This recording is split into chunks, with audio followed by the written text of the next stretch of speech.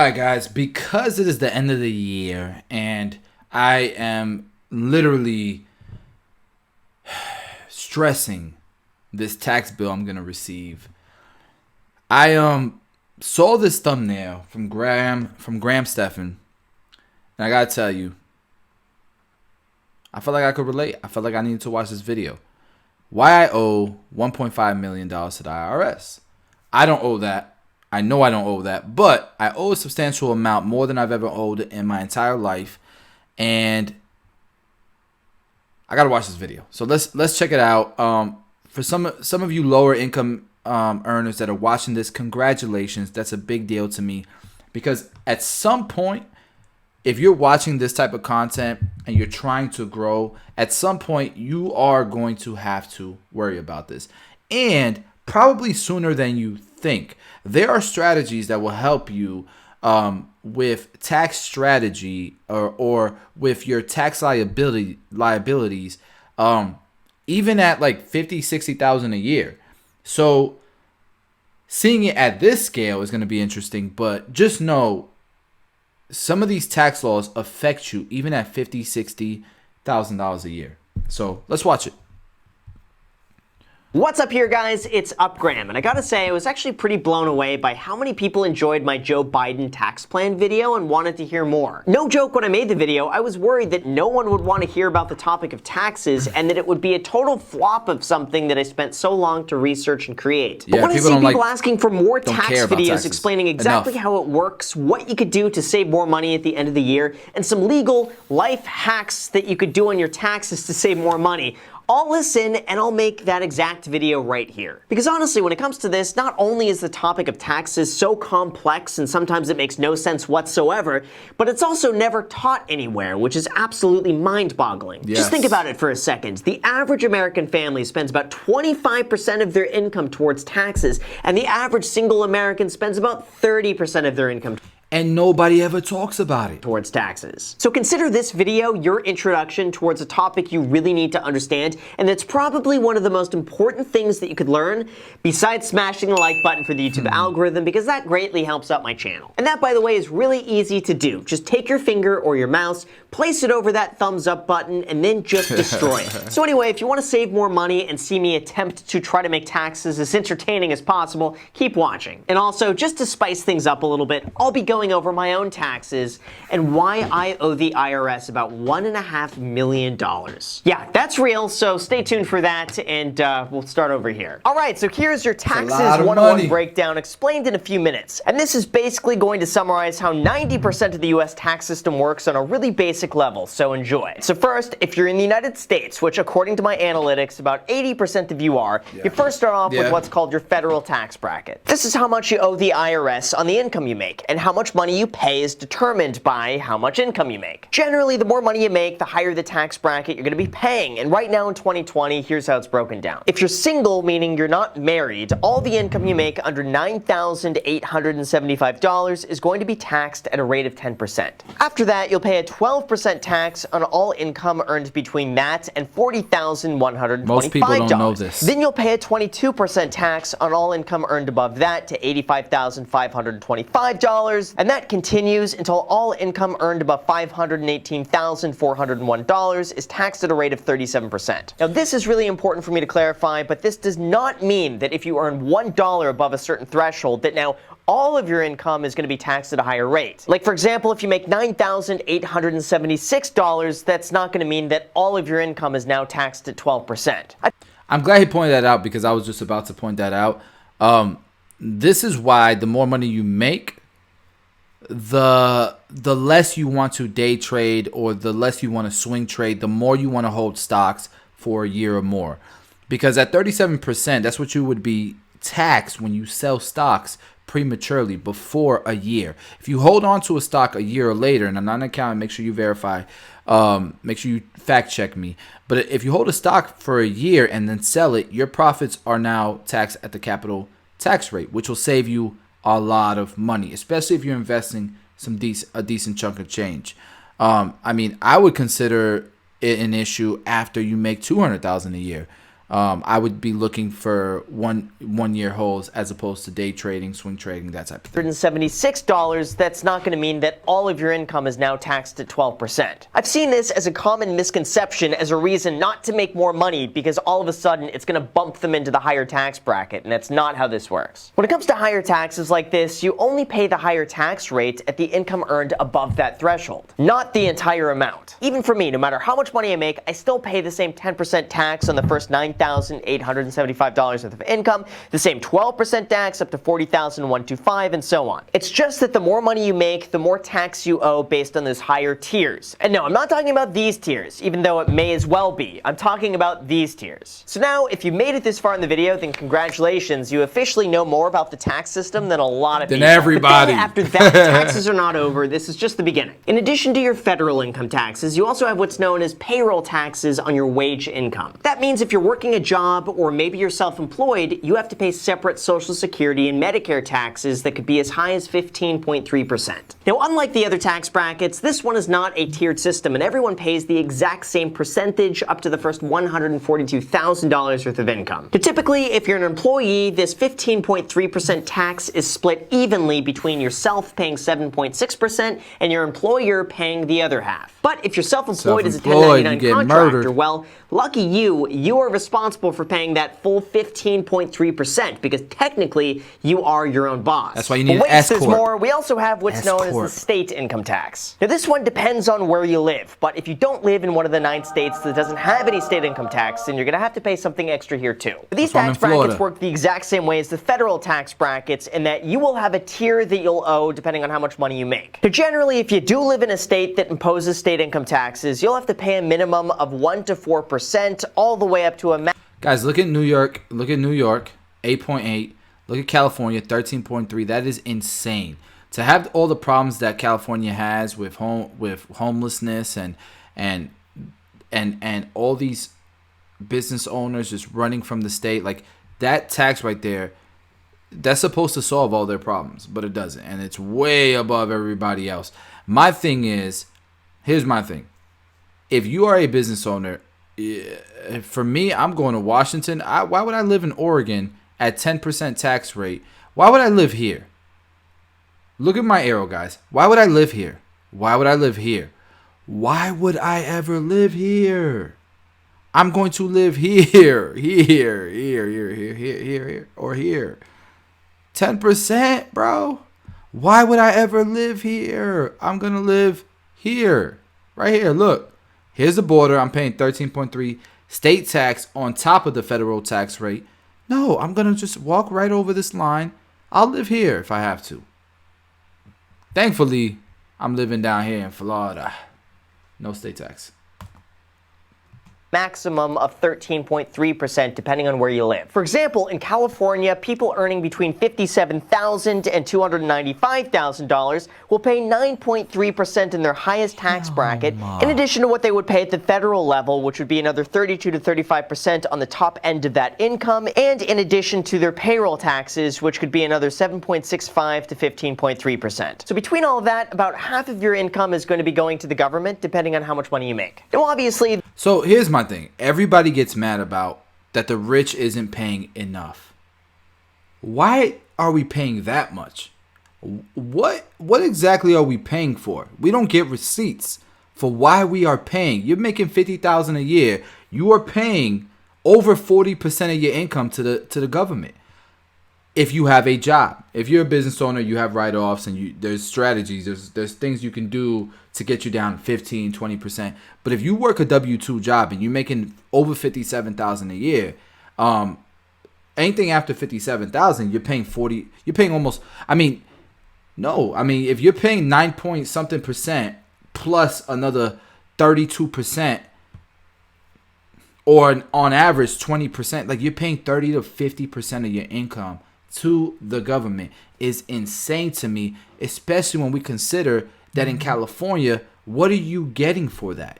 What are you getting for that? Think about it. So is the problem really that the rich isn't paying their fair share, or is it that the government's just taxing too much and not doing nothing with the money? Something to think about. This could be a little less than this depending on where you live, but I'm not going to bore you with all the details. If you're curious about your own state income tax, just go to Google and type in your state income tax bracket, and that will give you all the information you need to know. Now after that, if you want me to be all technical here, you aren't done paying taxes quite yet. Because then, if you want to spend any money you have left over after paying taxes, then you also have to pay what's called sales tax. This is that little bit that's tacked onto your sales receipt every time you make a purchase. It's usually something that we don't think about doing, but we all pay it no matter how much money we make. So most people would correct me the last thing that I said and be like, "Yo, Basio, but you're not. It's a progressive tax thing. Like you're not paying 40% on the first 50,000 that you make. You're paying 30% or 25% or 20%." And to that, I think to myself, great, cool. What about sales tax? What about property tax? What about, like, there's so many other taxes out there. I went to California. I went to New York. I was getting taxed for trash bags. I went to California. I'm getting taxed for everything. You look at a receipt and there's so many other taxes. It's insane. Now again, this one depends on where you live, but unless you live in one of the 5 states that doesn't have any sales tax, which is Alaska, Delaware, Montana, New Hampshire, and Oregon for anyone wondering, you'll probably pay anywhere from 5 to 10% in sales tax depending on where you live. Then on top of that, if you own a property, then you also have property taxes, and this is very specific to where you live, but generally speaking, you're going to have to pay anywhere from 0.5% to 2% of the property's assessed value every single year. And of course, if you want me to be really nuanced here, there are usually other local and city taxes thrown in on top of this. There could be special use taxes, business taxes, gas taxes, and other little miscellaneous charges that get added on without us thinking much about it. So between the federal income tax, payroll income tax, state income tax, sales tax, property tax, and special use tax, you could very well be spending anywhere from 30 to 70% of your income on taxes, depending on where you live, how much you make, and how much you spend. Now take a step back here, because I understand I'm framing all of this in a really negative light, and that's not exactly fair, because our tax revenue does help support our school systems, social services, the government, military spending, roads, infrastructure, and so on. So there's definitely some very worthy programs and services that we are lucky to be able to pay into, like $16 muffins for the Justice Department. Okay, that was just a playful joke, but... Or the governor of Florida a few years back literally paying for his private jet plane to be maintained and gassed. Seriously, they paid $16 for muffins, $5 for sodas, and $8 for coffee. Or shutting down entire states and entire countries. Nobody's making money, but our politicians are making 6 figures. But I'm going to save that for another time. Anyway, now that you know generally how the tax system works, here's what you need to know to make sure you pay the correct amount of taxes and don't leave any money on the table. Because the tax system is written to encourage you to pay less if you know what to look for. Now, quick disclaimer here, but I am not a tax expert, and I'm a random guy on YouTube just making videos from a spare bedroom, so don't listen to me, and always consult a qualified tax expert for your own situation. So anyway, the first, most straightforward way of lowering your taxes is just by using what's called the standard deduction. This is by far the most common tax strategy out there, and it's almost always going to be automatically applied anytime you file your taxes. See, anytime you go and make... That's the thing. Why does it have to be so complex? The standard deduction is automated. It's by default unless it makes sense for you to itemize your deductions, which for a lot of business owners it does, especially if you have an accountant or CPA that recommends it. But why is it so complicated? Why can't it just be like a flat 20% tax on everyone? So the rich pays more if they make more money, the poor pays less because they make less money. But everybody, flat tax, no sales tax, no property tax, no federal income tax, progressive federal income tax, no loopholes. Just everybody pays their fair share, and that's it. The reason why, I don't know. You tell me, why is it that no politicians really want to change that? There's a few that do, but it would never get voted. It would never get voted in. So why is that? It makes you think that everyone has every group has an agenda. One group, might have a specific agenda that another group demonizes, but the other group can at the same time demonize something that that group, that group's agenda is. It's crazy.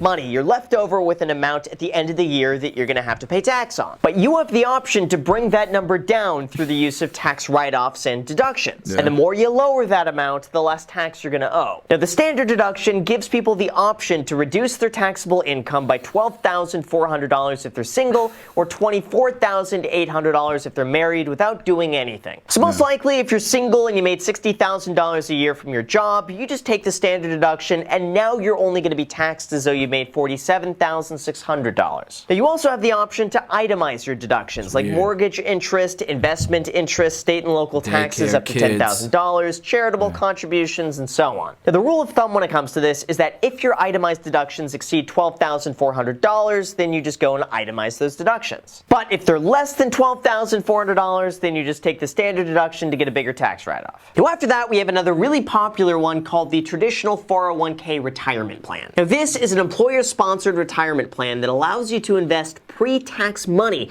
and then you're taxed on all the money you begin withdrawing from the account after the age of 59 and a half. For example, if you contribute $100 a week to a 401k, you are taxed as though you've made $100 a week less on your paycheck into the markets instead of spending that money on taxes. Now, in 2020, you are able to contribute $19,500 a year. $19,500. Now, the catch with this is that you have to pay taxes on the money you take out of the account after the age of... All right, so I wasn't looking for like 401k and stuff strategy. If that's something you guys are interested in, definitely watch this video. But let's continue. Because what it looks like is if you're making 60 grand a year, you're probably only paying like 10% in taxes, not including sales tax, property taxes, all that stuff. If you include that, you're probably paying like 14 to 15% in taxes.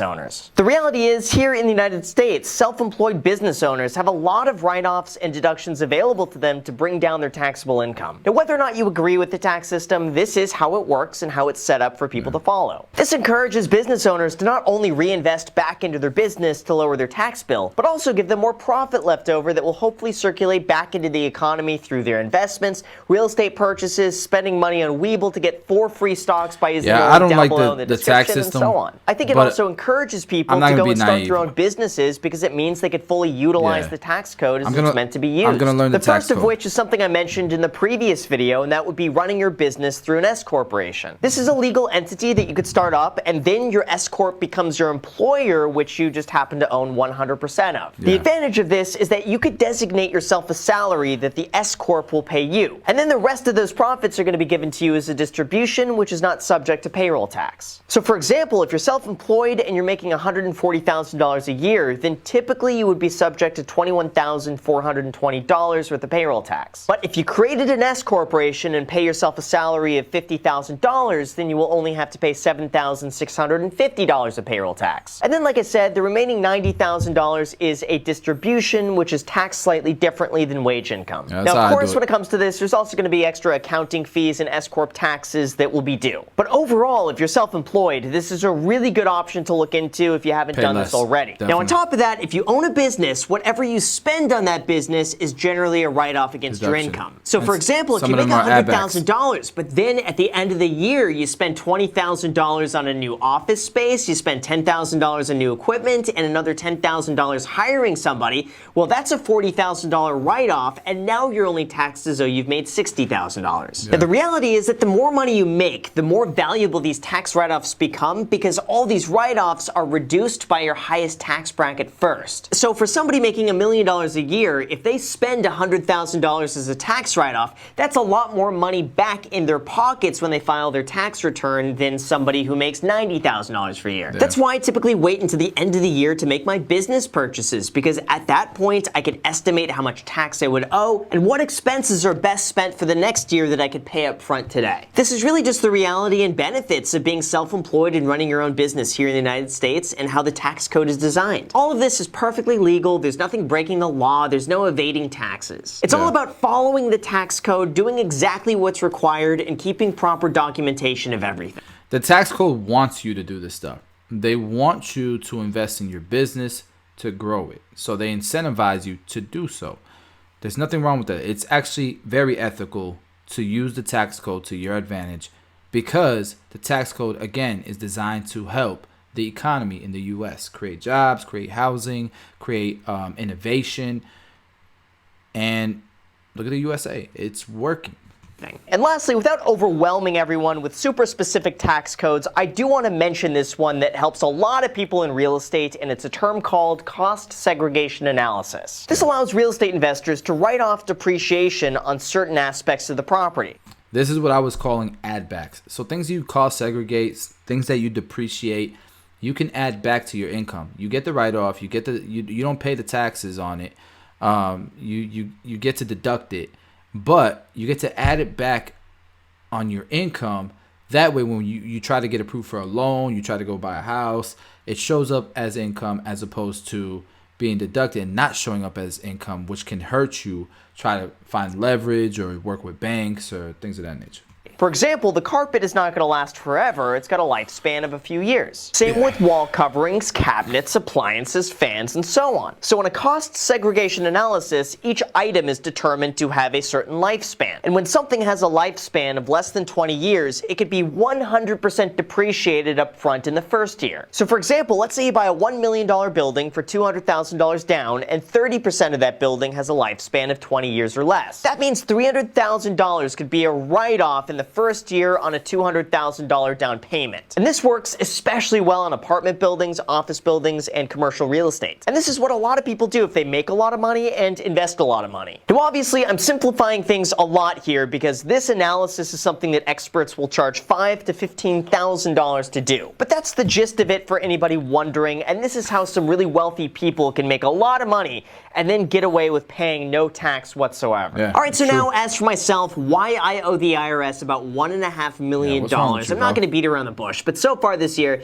my taxable income is going to probably exceed about $4 million, and that means by the time January comes around, I'm going to have to pay the IRS about $1.5 million in taxes, depending on my expenses and deductions towards the end of the year. Now, typically with something like this, when you're self-employed, you're supposed to be paying what's called estimated taxes. This is when you would pay what you would owe based on last year's income in 4 equal payments throughout the year. Doing this prevents one big tax bill from becoming due like what I'm about to pay. And this year, I did not pay the estimated taxes. Now here's the thing, when you don't make your estimated taxes on time to the IRS, they will charge you anywhere from 3 to 5% annually as a penalty for not paying. And for me, I'll be honest, I just found it more profitable to pay the penalty and then have more money available to me to reinvest back into the markets.